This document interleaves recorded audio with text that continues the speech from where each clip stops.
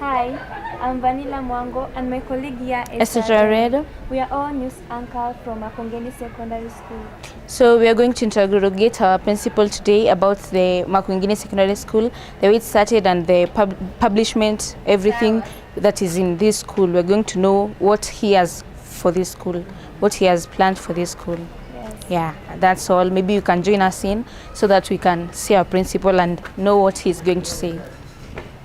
Today we come here with my colleague Vanilla Mwango, and we need to investigate our principal to know most of the things that we have in this school and how this school is going to be renovated or being established the next 5 or 6 years.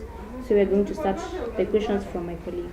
My first question is about the school. When was this school established? Who established it and how did it came to existence? My name is Ndung'u Nderitu, the principal Makongeni Secondary School. This school was started in 2006. The idea was mooted by the management committee of the 3 local primary schools, Makongeni Primary, Joseph Apundo, and Karoreni. There was also the 4th one, the St. John's. The management committee found that in the area there is no secondary school. So they met for some time and agreed to establish Makongeni Secondary School in Makongeni Primary School. So the registration of the school, interim registration, was obtained in 2007, and then the school was given a few classrooms in the primary school. The TSE sent a head teacher who was Mr. Omondi, and then with the time we started with 3 students for some time. So later Madam Bismuth was sent an English teacher, and then that's how the school started. How did you find this school and in which state did you find it? How do you intend to build or rebuild this school in 5 years' time or so? The school was somehow dilapidated. There was a lot of challenges in the school, owing to the fact that I came during the COVID-19 break. There were so many issues that were happening within the school management. One, there was transition. The immediate former principal was retiring, Mr. Luceno, and there was that handing over. Workers were away, teachers were away for COVID-19 break, and there were several issues, management issues such as debts and all that. So we agreed with the board of management that we are going to turn around the school, and therefore that's why we started. We said, first of all, we clear the pending debts. We also sought permission from the regional director of education to spend some money for infrastructure development to pay for some debts that were accrued in 2014, 2016, and that one was possible. We did that. The school does not owe anyone anything, and the debts that we have is only for things that the invoices have not been presented. Otherwise, the school is doing well financially. The roof of the school, the classrooms are not in good state. They are in a sorry state. You look at the ceiling, some ceiling in some classes are falling, owing to the roof is made of asbestos. We all are quite aware that asbestos are carcinogenic. So, and they are also leaking. That's why the ceiling is soaked and almost falling.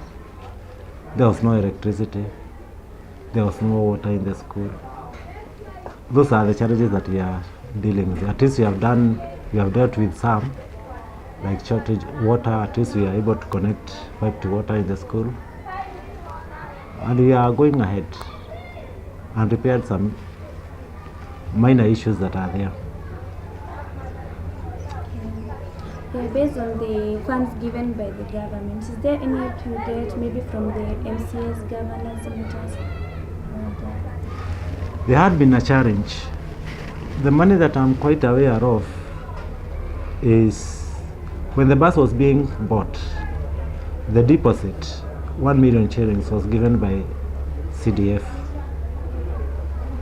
Then there is the ablution block was given by the CDF, and also connection of the ablution block to the sewer line. The other money that came around is not money, project, is the Murikamwisi in the school compound. That is the only support from outside that I can be able to, or that is in record, that has happened in this school. Okay, so you've said about the progresses that you've done in this school since you came, that is water supply, the electricity, and paying the debts, of course. Were there any other progresses that you've done or you ought to do in the next maybe 1 month or 2 months time? What I've done is quite a lot. It's quite a lot. For one, when I came to this school, there was no proper stores. And therefore, buying things in bulk, which save on cost, was an issue. So I had to discuss with the regional director of education, so that at least we have a makeshift store. You can see now we have a container full of foods, full of textbooks. Is that okay? Yeah, it is. And there is also another challenge. The school had fewer classes. We had to make some arrangements such that we can be able to accommodate fewer students in a class. If you go to Form 2 classes last year, there were 70 and above in a class. So we were able to negotiate with the primary school, and we had to shift the lab from where it was and go to the new location where the primary school had the kitchen. Also, we had a store, the furniture store, in between, as a classroom in between the primary school. So we had to make a makeshift store made of mabati, so that we can transfer those things to create more room for classroom. So by so doing, we had 2 extra classrooms that now the Form 1s are occupying. The hall, the multipurpose hall, we had to put a temporary partition, movable, so that we also create more classes there. So already we have 2 classes there. Now our school can boast that we are started on a 4th stream. The only challenge we still have, we require 2 more classrooms to separate or to redistribute the Form 4s and Form 3 into 4 streams. But because they are not as many as Form 1 and Form 2, they will, for the time being, they will remain intact. There are so many things that we have done that are minor. You are aware that when I came here, the toilets didn't have system. You couldn't flush, there was no water. It's only that the challenge that the students are not gentle. When you make some repairs, then within a very short time everything is broken, especially in the boys' toilets. You look at the sanitation areas, the COVID-19 protocols. We had to have the washing points. At the gate you could see the sinks there that we made. That was the first project when I came, and we managed it. We are also improving on the ground. The grass was taller than me. At least we have maintained the ground to very low level. You also note that we had planted 2,500 trees that never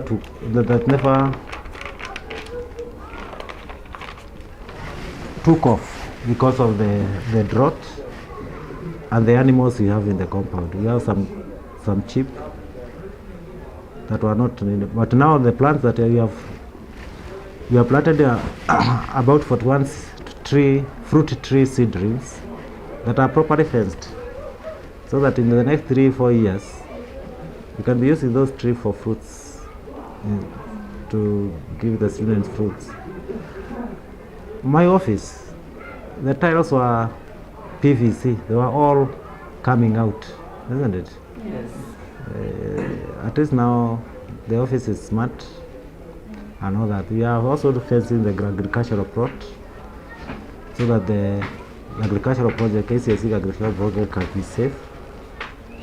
And many other things. Even the beautification in front of the staff room, of the administration block. Now you have flowers growing, well manicured and all that. Quite a lot of progress.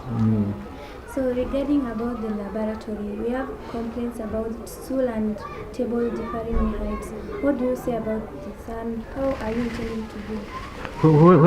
When you shifted the science laboratory from the old home science primary school home science room, at the same time we had applied to the NGCDF to assist us with science laboratories.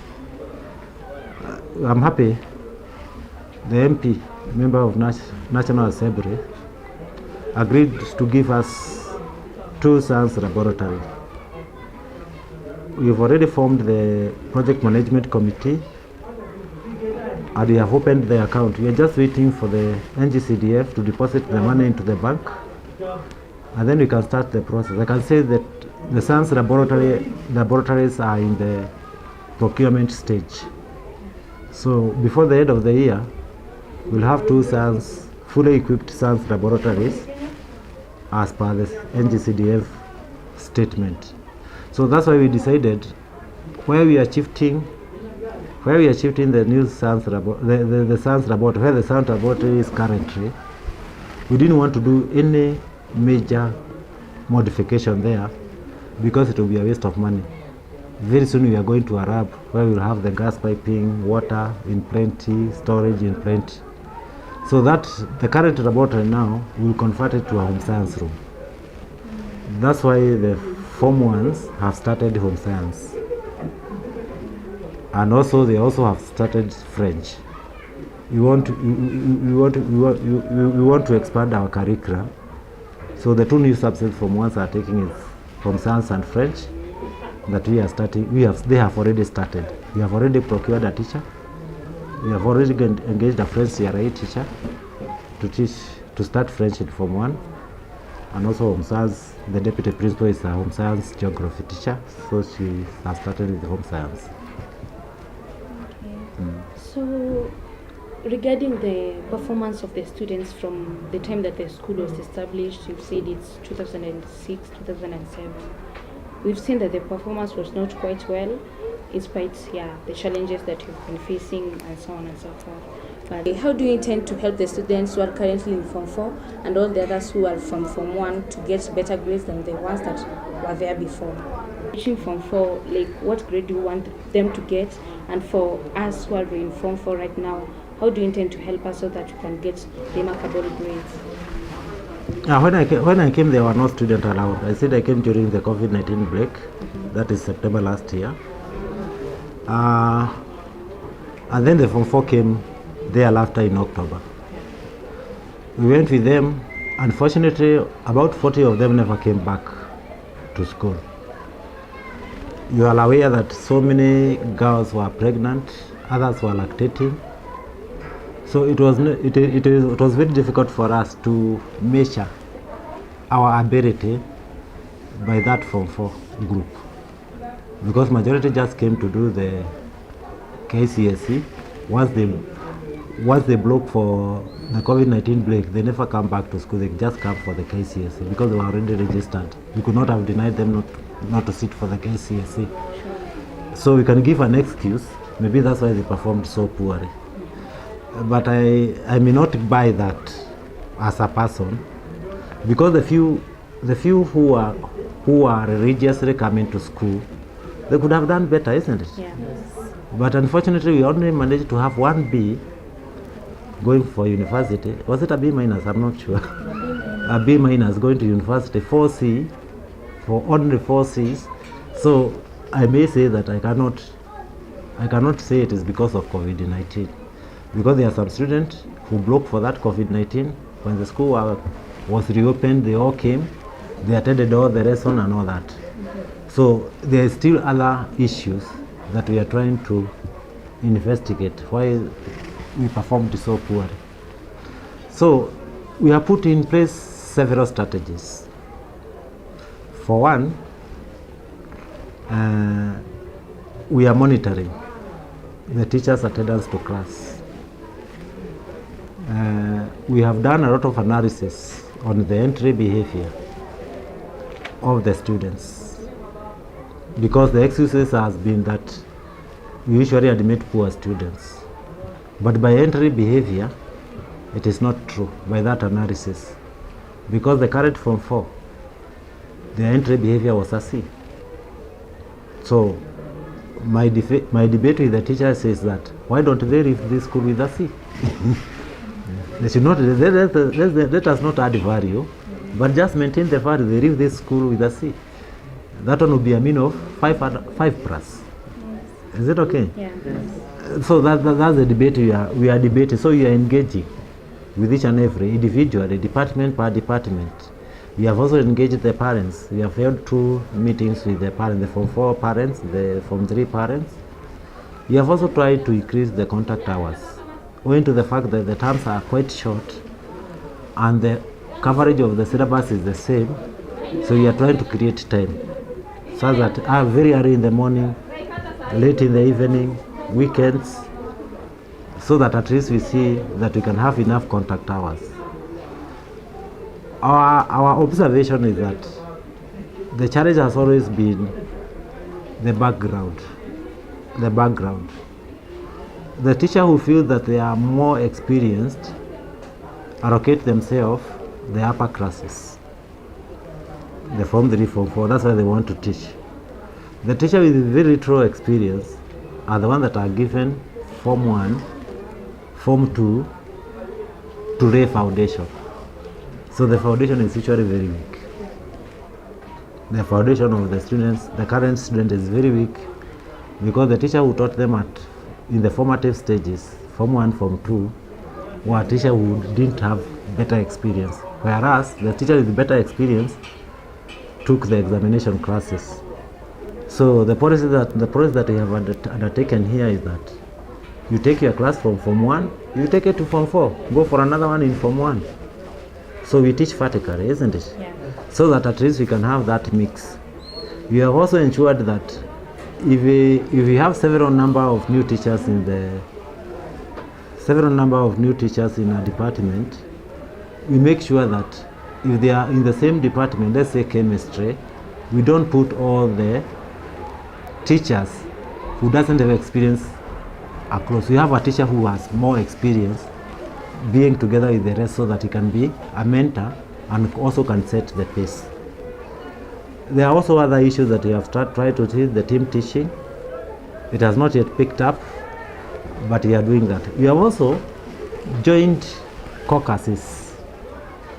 For example, the current Form 4th, the pre-mock, mock, and post-mock will not be internally set. It will be set in a caucus of some schools within Nairobi that have been doing very well.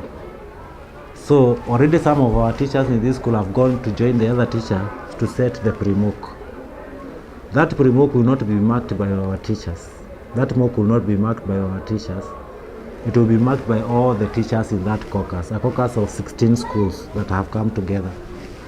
So meaning that a teacher in Makongeni cannot be lying that he or she has covered the syllabus because the exam will betray. The exam will betray. When the exam is done, it will betray that the teacher. You know, one thing is that the principal can only teach 2 subjects, isn't it? Yes. So he may not know how far our students are in biology, in history, and all that. So we bank on the word of mouth of the teacher. Is that okay? But now, having joined that caucus, then the teacher are put on toes that now they have to teach and cover the syllabus, because the other school would set the syllabus up to where it is supposed to be at that point. So if our school is lagging behind, then we'll know.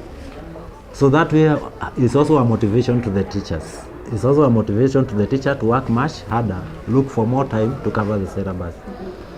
The other thing is the parents are also supporting.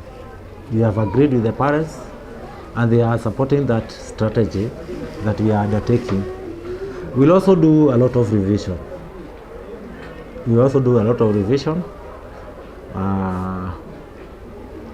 So that we make sure that the student are well prepared for the exam.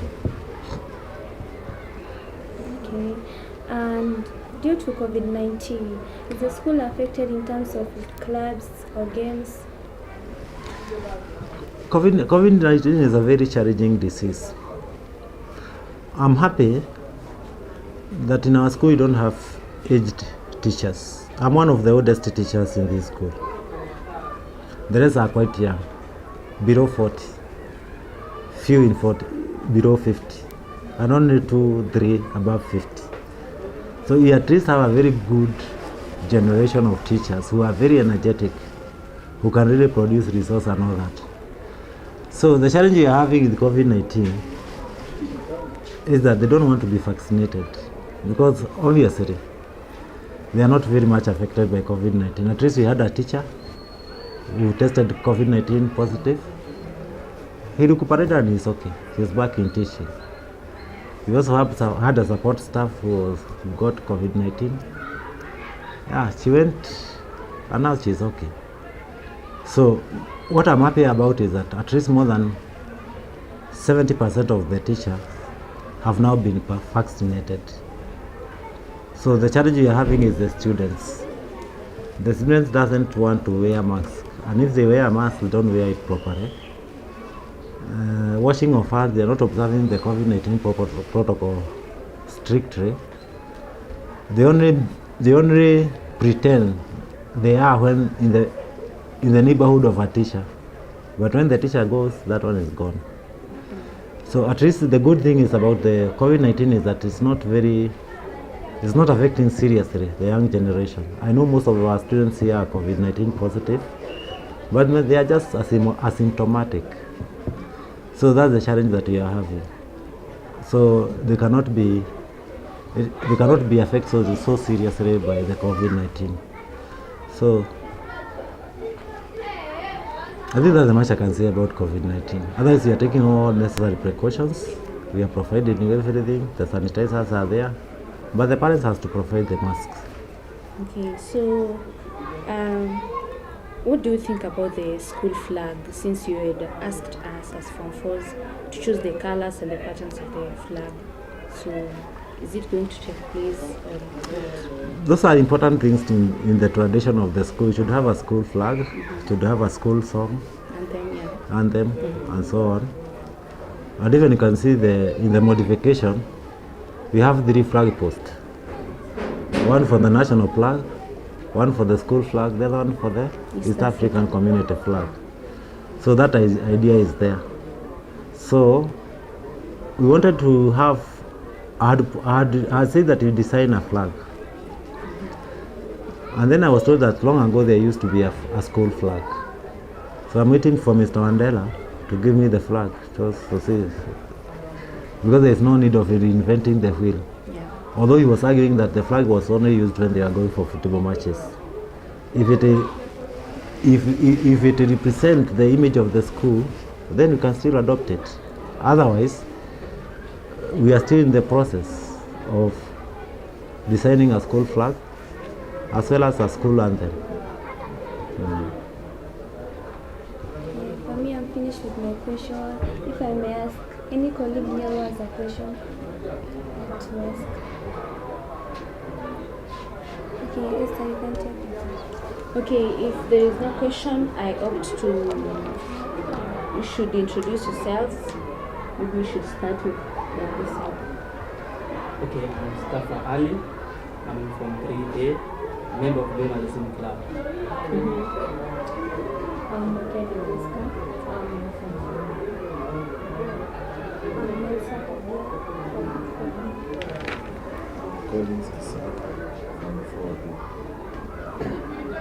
I'm Anthony Juma from Kobe. I'm El Kodamo from Kobe. I'm Daisy again from 4B. So I said earlier, I'm Vanilla Mwango from 4A. And as you all know me, Esther Jared from 4A. So principal is the journalism team, journalism club, who made this work successful the way you can see it. So it was nice interrogating you, and we see you know quite a lot about this school, and yeah, we can see the future plans are bigger and better, right? It has been so good. Things doesn't start when you qualify, isn't it? Yeah. You have to have aspiration, you have to have a vision, you have to have an ambition. Is it okay? Yeah. So whatever you're doing is good. That's how you become proper journalist when the time comes. I remember one of my former students used to mimic me. Immediately I address students in the parade, he would go into a classroom and start mimicking me, my S and H, mother tongue interference, S and H, S and H. He could do it very well and speak like me, word by word. Today he's a comedian in KTN. So things don't just, talent start from very far. You may have the talent, but you have never gotten an opportunity to realize that talent. For him, initially I would feel so bad. But when I realized what he is doing, I realized there is a talent in him. I started encouraging him. I could even go and tell him, mimic a certain teacher. And he could do it very well. Currently, he earns a lot of money in KTN. He's a comedian there. So whatever you are doing, you are creating your future. Is it okay? Yeah. Journalism is a very good profession. I've always had some people, my two nieces are journalists, one finished my university in May, the other one is in Kenyapori almost completing. My younger brother, my last born brother, is a journalist. He was working with Loyal Media, the other one who started the vernacular stations, although now he is currently in business. Journalism is an area to venture. Is it okay? Yes. Yeah, it's an area to venture. You are doing very well. People are making a lot of money in YouTube and all that. So venture in it. Yeah, that's where the employment is.